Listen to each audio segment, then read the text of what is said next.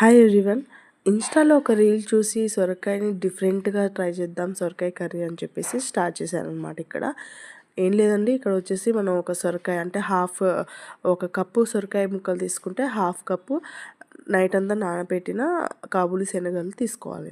అందులో ఎల్లిపాయలు, జీలకర్ర, ఉప్పు, కరివేపాకు వేసుకొని మెత్తటి పేస్ట్ అనేది చేసుకోవాలి.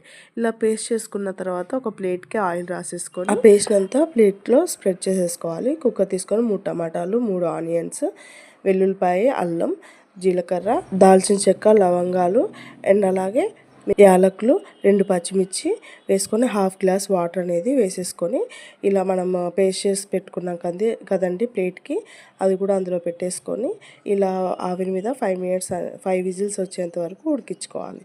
తర్వాత ఏంటంటే మనం ఒక బాణీలోకి స్టవ్ మీద పెట్టేసుకొని ఆయిల్ పోసేసి ఉప్పు, కారం, పసుపు, ధనియా పౌడర్, జీడిపప్పు అండ్ అలాగే గరం మసాలా వేసేసుకొని ఇలా బాగా వేయించుకున్న తర్వాత మనం ఉడికించుకున్నాం చూసారా టమాటా, ఆనియన్, అదంతా ఫస్ట్ పేస్ట్ లాగా చేసేసుకొని మనం ఈ బాణీలో వేసేసుకోవాలన్నమాట. అయితే ఇక్కడ సొరకాయ పేస్ట్ ఉంటుంది కదండి, అది కూడా ఉడికిన తర్వాత నేను చూసిన వీడియోలో ఏంటంటే క్యూబ్స్ లాగా కట్ అయిపోయాయి.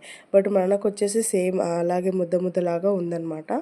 సో ఏం చేయాలో అర్థం కాక ఫస్ట్ అయితే లంచ్కి ప్రిపేర్ చేసేద్దామని చెప్పి దీంట్లో కొన్ని వాటర్ పోసేసుకొని చారులాగా చేసేసుకున్నాను. ఇక్కడ ఏంటంటే నేను ఆల్రెడీ శనగలు నానబెట్టుకున్నా కదండి, కొన్ని ఎక్కువ నానబెట్టేసుకున్నాను అనమాట. ఎందుకు అంటే ఉడికించుకుందామని చెప్పేసి ఈవినింగ్ స్నాక్ లాగా చేసుకుందామని చెప్పి నేను అలా చేసేసుకున్నాను.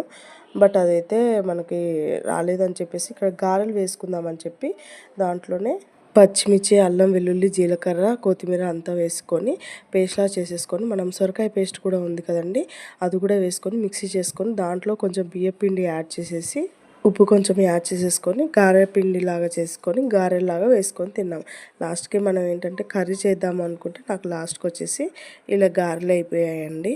ఇక్కడ అర్థమైంది ఏంటంటే మనకు వచ్చిన వంట చేయడం బెస్ట్ అని.